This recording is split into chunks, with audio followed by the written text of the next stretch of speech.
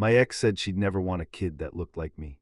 There are sentences that bruise instantly. Then there are the ones that echo long after the room goes quiet. For Eli Hartman, 32, middle school science teacher, girls soccer coach, quiet optimist with a stubborn good heart, the echo began the night his girlfriend told him she'd rather die than have a child that looked like him. But the story didn't start with cruelty. It started the way heartbreaks always pretend to begin, softly. Eli met Sloan at a neighborhood fundraiser his school hosted, one of those early autumn events where people drink flavored seltzer and pretend the air isn't getting colder. She was there representing a design agency that donated branding work for the event. He noticed her before she noticed him. Sloan moved like someone who always knew where the camera was, sharp angles, clean lines, laughter that arrived 2 seconds late as if she timed it. She shook hands with everyone, remembered names, corrected pronunciations. When she finally reached Eli, she tilted her head and said, "Oh, so you're the teacher everyone keeps hyping up." "The science guy," she said it like a tease, like she already had him figured out. But she smiled at his shirt, a button-down that his sister insisted did not look like a teacher trying too hard. Sloan said, "Maybe science guys in Portland can dress." He laughed, a little self-conscious but charmed, and that was it, the spark. For 10 months, they stitched their opposite lives together. He helped her move into a Pearl District condo with exposed brick and plants she always forgot to water. She dragged him to gallery nights where artists said things like, "My work interrogates softness," and Eli had to pretend he understood. He introduced her to his family, loud, playful, messy. She introduced him to her world, curated, minimal, expensive. His mom once said Sloan always seemed like she was auditioning. Eli brushed it off. "She's just stylish." He didn't realize that sometimes style is armor. 6 months in, his sister hosted a Sunday cookout, the kind where kids run barefoot, adults yell, "Close the gate," every 10 minutes, and the grill smoke hangs in the air like nostalgia. Eli spent a full hour helping the kids set up a mini soccer drill in the yard. His nephew chanted, "Coach Eli the MVP," and Eli soaked it in, that warm, uncomplicated love kids are so good at giving. At one point, his brother-in-law joked, "When's Eli starting his own team?" And Eli fired back, smiling, "Give me a couple years. I'm thinking 2 midfielders and a keeper." Everyone laughed, everyone except Sloan. She watched from the patio, wine glass in hand, jaw tight. He didn't think much of it then, just assumed she felt out of place. Later, on the drive home, the silence between them stretched thin. Eli tried to fill it. "I know we're not there yet, but someday I'd love 2 or 3 kids, a house full of noise, chalk drawings on the driveway, the works." He wasn't asking for a promise, just sharing a dream. Sloan laughed.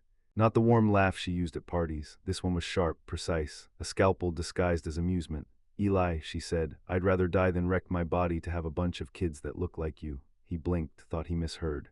Thought maybe sarcasm carried wrong. But then she continued, clinical, unhurried, explaining that she wasn't creating mini Elis, that she'd worked too hard for her body, that he was cute in a teacher-next-door way, but not the genetics she envisioned. Eli pulled the car over, hands buzzing, stomach rising and falling like a bad tide. He didn't scream, didn't defend himself, didn't ask how someone could weaponize a dream so gently shared. He just said, "Thanks for being honest," and unlocked her door. She got out. He drove home alone. He sat in his car outside his building for an hour, replaying the moment like a glitching video loop.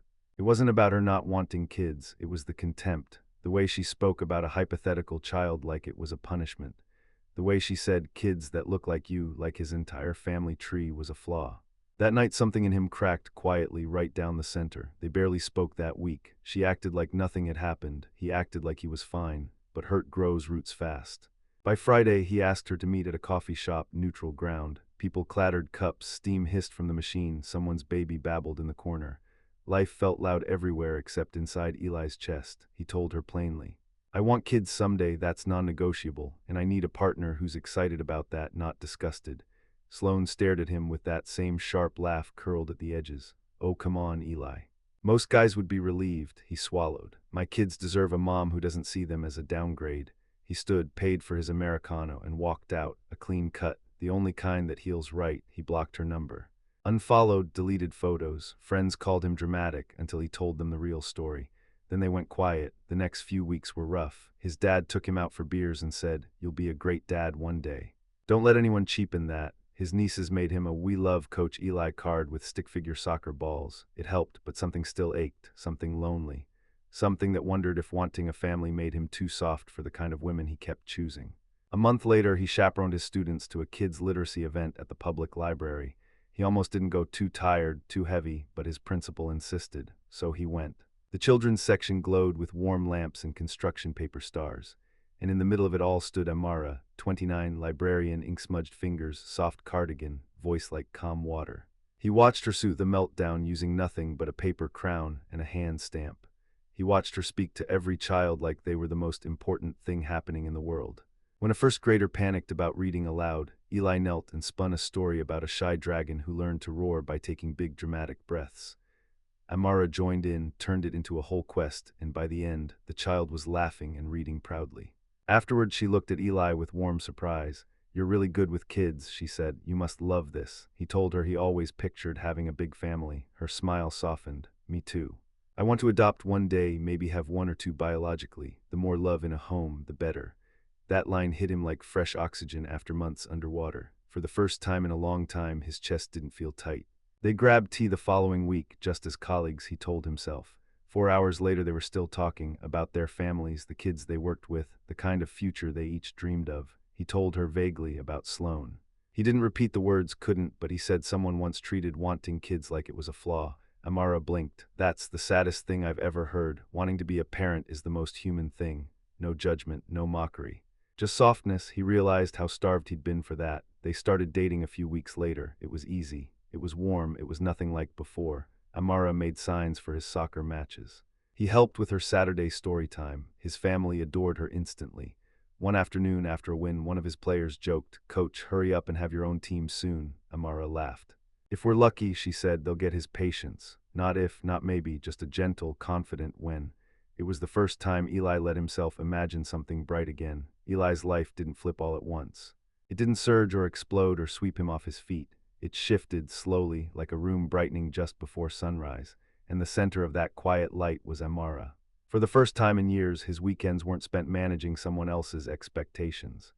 They were full of things that made him feel human again: comfort, laughter, the soft certainty that he didn't have to shrink to make someone else feel taller. It surprised him at first how gentle the days became. Amara didn't demand attention the way Sloan once did. She created space. Space for him to talk, space for him to think, space for him to be. She'd sit on the floor of his apartment and draw on sticky notes while he graded assignments. When he joked that her doodles looked better than his 8th grader's art projects, she'd smirk and say, "I hope so." "I have a degree." He brought her to Saturday soccer practices. His players adored her instantly, 13-year-olds with braces giggling at her compliments, acting extra dramatic when she cheered. Once after a rainy match, Eli apologized for dragging her into mud and chaos. Amara shook her head, wiped raindrops off his cheek, and said, "You're happiest out here." "Why would I want to be anywhere else?" Love didn't need to be loud. Sometimes it was a warm hand on your arm after a long day. Sometimes it was someone remembering your favorite tea. Sometimes it was choosing to stay through the unpredictable messiness of kids, and Amara stayed, every time. One evening, after helping her close up the library, they walked out into the golden hour, that soft, forgiving light that makes everything look like a memory before it's happened. Amara stopped him near the bike racks. "You know," she said softly, "I used to think having kids would scare me, but then I see the way you talk to them, the way you listen." She paused. "It doesn't scare me anymore." Eli didn't say anything at first. He couldn't. He felt something shift inside him, something that had been broken long before Sloan ever touched it. Amara nudged his shoulder. "Hey. I didn't freak you out, did I?" "No," he murmured, and for once he didn't have to explain himself. He didn't have to justify wanting a future that made room for small shoes and messy dinner tables. For the first time since that awful car ride with Sloan, he felt permission to imagine, to hope, to want. They had been dating only 3 months when Amara met his entire family, the full, loud, chaotic Hartman clan. It was supposed to be a short dinner. It turned into 6 hours of laughter, story swapping, and his nieces dragging Amara around the house like she was a celebrity guest. Near the end of the night, his mom pulled Eli aside.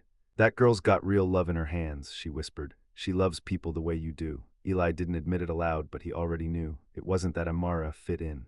It was that she softened every room she walked into, the same way he always wished someone would soften life for him. They barely slept that night. They didn't talk about anything heavy, just stayed awake sharing blankets, cookies, and every silly story from their childhoods. When she fell asleep against his shoulder, Eli looked at her and thought, This is the kind of love that makes you proud of who you become." 10 months passed in a gentle, golden rhythm, until the night that changed everything, the district championship. Eli's girls won the title with a last-minute goal that sent the stadium into a frenzy.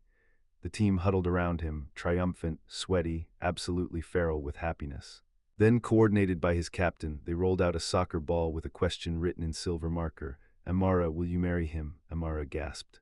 Actually gasped, the kind of raw, startled sound no one can fake. Her hands flew to her mouth, her eyes went wide and shimmering. Eli stepped forward, heart pounding, the entire team screaming behind him. He didn't kneel, didn't need theatrics, just held her hands and said, I love you. I love the way you see kids, the way you see the world, and the way you see me. Will you marry me? She cried immediately, loud, unpretty, honest tears that soaked his collar. Yes, she sobbed. Of course, yes. His players cheered like they'd just won the World Cup. Later, they took pictures with the team, with their families, with the trophy, but in every photo, Eli and Amara looked at each other the same way. Like they had found something real, something that didn't need to hurt to feel true. Their wedding was small, backyard lights, mason jars, quiet music, and a niece who dumped all the petals in one spot and shrugged like, job well done. It wasn't glamorous, it wasn't curated, it was them. A month later, Amara stood in the doorway of the bathroom holding a small test in shaking hands. Her eyes were round and wet and terrified and beautiful. Eli blinked, then blinked again. Then felt his knees go weak. We're having a baby, she whispered. Her voice trembled. It's happening, Eli. He pulled her into his arms and said nothing, because sometimes joy is too big for words. Over the next weeks, he painted the nursery with tiny constellations. She cried at insurance commercials. He made late-night waffle runs that became their unspoken ritual. They counted kicks, counted weeks, counted blessings. When the doctor told them it's a boy, Eli cried so hard he had to sit down. They named him Leo because he was already the brightest thing in their universe.